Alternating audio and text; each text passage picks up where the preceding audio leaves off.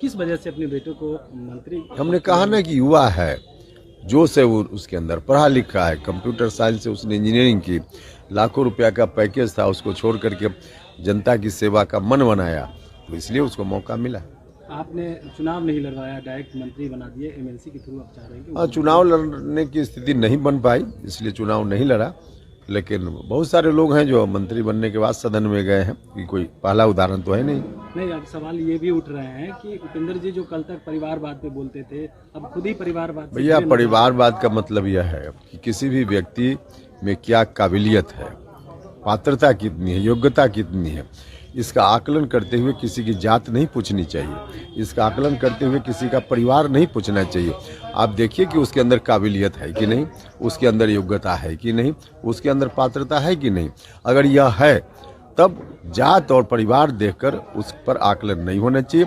अब ऐसे ही कोई अनेक उदाहरण है अभी बिहार में, अभी भी कि लोग आ गए राजनीति में परिवार के कारण, और फिर न तो उनको ठीक से समाज की जानकारी है और न काम करने में कोई रुचि है, तो यह अंतर देखना चाहिए। एक वजह यह भी लग रहा है कि आप चाह रहे हैं कि आगे भी पार्टी चले, इस वजह से भी अपने बेटे को? हाँ, एक कारण यह भी है, निश्चित रूप से यह कारण है, क्योंकि पार्टी में पहले भी, और सिर्फ हमारी पार्टी क्या, दूसरी पार्टियों में भी ऐसा होता रहा है कि लोग जीत कर आए, बन गए और फिर चल दिए किसी दूसरी जगह।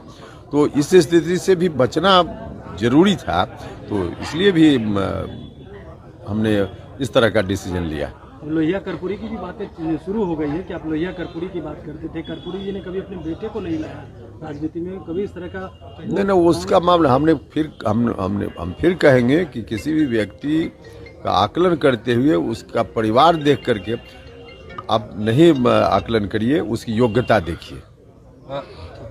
दीपक आ गए, निशांत को लेकर भी क्या आप लोग विचार कीजिएगा? उसमें हमको विचार करना है। मतलब मुख्यमंत्री जी के साथ अब तो बात तो हमने बहुत पहले भी की है, लगातार कही है, तो उसमें मेरी उतनी ही भूमिका हो सकती थी जो हमने भूमिका की है। बाकी डिसीजन तो नीतीश जी को लेना है।